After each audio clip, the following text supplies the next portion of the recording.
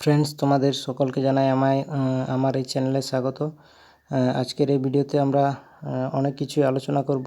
যে সিভিকদের সরাসরি যে জুনিয়র কনস্টেবলের নিয়োগের বিরুদ্ধে যে মহা আন্দোলন, সেই মহা আন্দোলন সম্পর্কে কিছু বলবো এবং সিভিকদের ব্যাপার নিয়ে সমস্ত কিছুটাই বলবো এবং সিভিকদের যে জুনিয়র কনস্টেবল করার সিদ্ধান্ত যেটি সরকার নিয়েছে সেটার ব্যাপারে কিছু কথা বলবো।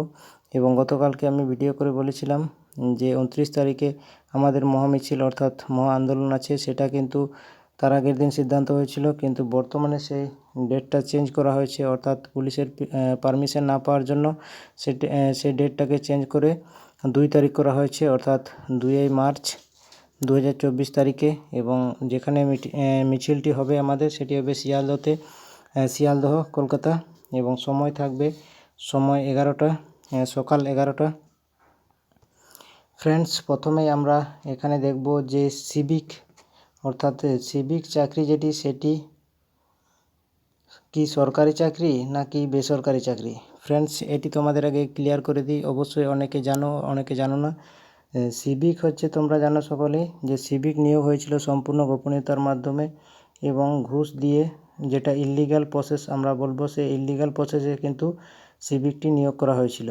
এটার কোনো বৈধতা বা কোনো সাংবিধানিক নিয়ম মেনে এই সিভিকটি কিন্তু নিয়োগ করা হয়নি। এখন কিন্তু সিভিকরা কী করছে, সিভিকদের এখন কিন্তু জুনিয়র কনস্টেবলে তাদের পদোন্নতির কথা সরকার ভাবছে। আমার একটি প্রশ্ন ফ্রেন্ডস, যে সিভিক যেহেতু অবৈধভাবে নিয়োগ হয়েছে, তারা কিভাবে পদোন্নতি পেতে পারে বা তারা কিভাবে রিজার্ভেশন পাচ্ছে আমাদের কনস্টেবলে, অর্থাৎ ডাব্লিউপি কনস্টেবল যেগুলো নিয়োগ হচ্ছে সেখানে। এর পরের প্রশ্ন যেটি হচ্ছে ফ্রেন্ডস, তোমাদের অনেকের এই প্রশ্নটি তোমরা অনেকে করছো, যদি মার্চের 10 তারিখের মধ্যে ভ্যাকেন্সি না বের হয় তারপর আন্দোলন করব।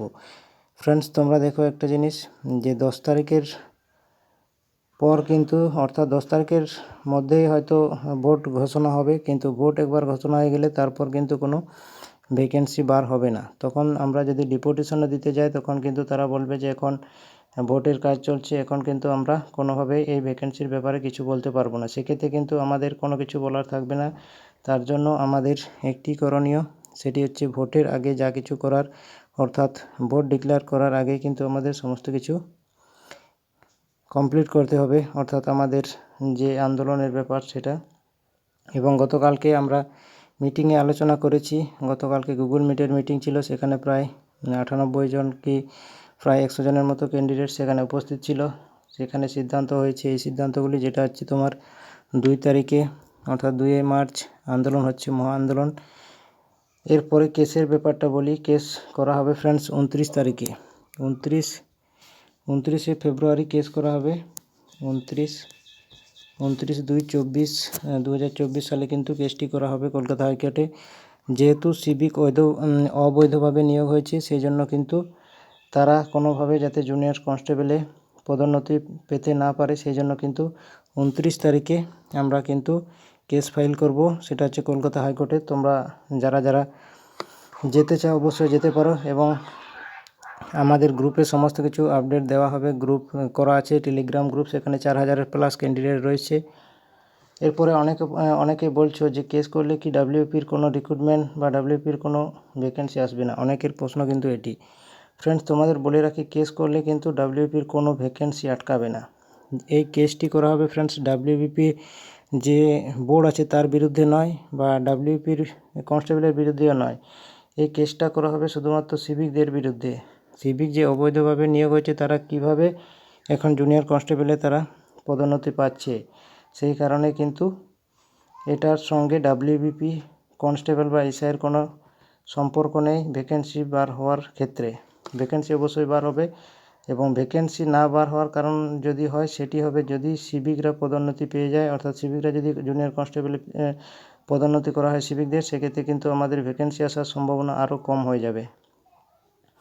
এরপরে অনেকে তোমরা বলছিলে যে আন্দোলনে আমি না গেলে হবে। ফ্রেন্ডস, এটা হচ্ছে আমাদের সবথেকে ভুল ধারণা, যে আন্দোলনে আমি না গেলেও অন্যজন গেলেও হবে। ফ্রেন্ডস, আন্দোলন হচ্ছে, এটা হচ্ছে পশ্চিমবঙ্গের বুকে সবথেকে বড় আন্দোলন, এটা আমরা করতে চাইছি, এবং তোমরা সকলে একসাথে মিলে এই আন্দোলনে যোগ দাও। আমরাও সঙ্গে থাকছি, আমিও ক্যান্ডিডেট আছি, আমিও অনেকবার ডাব্লিউপি পরীক্ষা ইন্টারভিউ দিয়েছি, আমি সিলেকশন পাইনি। এছাড়াও বিভিন্ন চাকরি পরীক্ষায় পাস করে এখন পর্যন্ত আমিও সিলেকশন পাইনি, আমিও এখন বেকার আছি।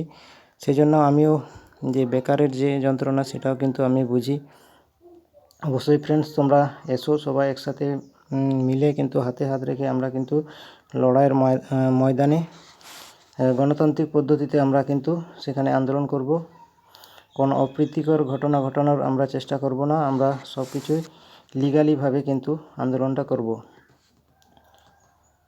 এবং ফ্রেন্ডস, একটা কথা বলে রাখি, এখনও পর্যন্ত ইউটিউব চ্যানেলে কোনো ইউটিউব চ্যানেলে এখন পর্যন্ত কিন্তু এ নিয়ে কোনো আপডেট এখনও দেয়নি যে 2 তারিখে আমাদের যে আন্দোলন আছে আর 29 তারিখে যে 29শে ফেব্রুয়ারি আমাদের যে কেস করা হবে তার কিন্তু আপডেট এখনও পর্যন্ত কোনো ইউটিউব চ্যানেল দেয়নি।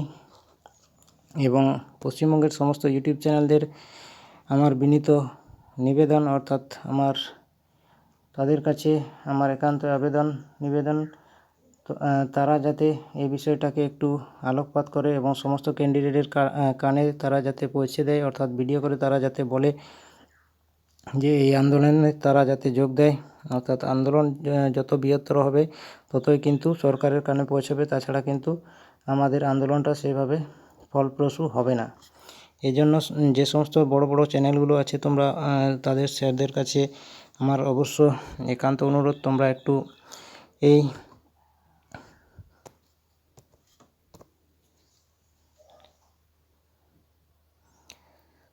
এই দুর্দিনে তোমরা অবশ্যই একটু আমাদের যে ক্যান্ডিডেট আছে আমাদের সাথে থাকবে আমরা আশা রাখছি। এবং তোমরা অবশ্যই একটু স্যারদের কাছে আমাদের অনুরোধ, তোমরা অবশ্যই কিন্তু ভিডিও করে ক্যান্ডিডেটদের একটু জানিয়ে দাও, যাতে তারা কিন্তু অবশ্যই এই দিনে শিয়ালদাতে উপস্থিত থাকতে পারে। এবং তোমরা নিজেদের যে সমস্ত পরিচিত ক্যান্ডিডেট আছে তোমরা অবশ্যই তাদেরকে নিয়ে যাওয়ার চেষ্টা করবে, তার কারণ এই আন্দোলন কিন্তু আমাদের সমস্ত কিছুই আমাদের দেবে। আন্দোলনের মাধ্যমেই তোমরা জানো যে দেশ স্বাধীন হয়েছিল আন্দোলনে, সব কিছু আন্দোলন ছাড়া কোনো কিছু করা সম্ভব নয়। তোমরা জানো যে এছাড়াও প্রাইমারিতে যে সমস্ত আন্দোলন তারা দীর্ঘদিন ধরে 1000 দিনের উপরে বহুদিন ধরে তারা আন্দোলন করার ফলে কিন্তু এখন প্রাইমারিতে নিয়োগ হচ্ছে। সেইভাবে কিন্তু আমাদের যে হেরে গেলে চলবে না, অবশ্যই আমাদের কিন্তু টিকে থাকতে হবে আমাদের আন্দোলনের ময়দানে। ফ্রেন্ডস, এই চ্যানেলটিকে আপডেট করে অবশ্যই তোমরা পাশে থাকবে এবং সমস্ত রকম আপডেট তোমরা এই চ্যানেল থেকে পাবে। এবং সেদিন অবশ্যই দেখা হচ্ছে আন্দোলনের ময়দানে। চলো তাহলে ফ্রেন্ডস, ভিডিওটি এখানেই শেষ করছি। Thank you, all the best.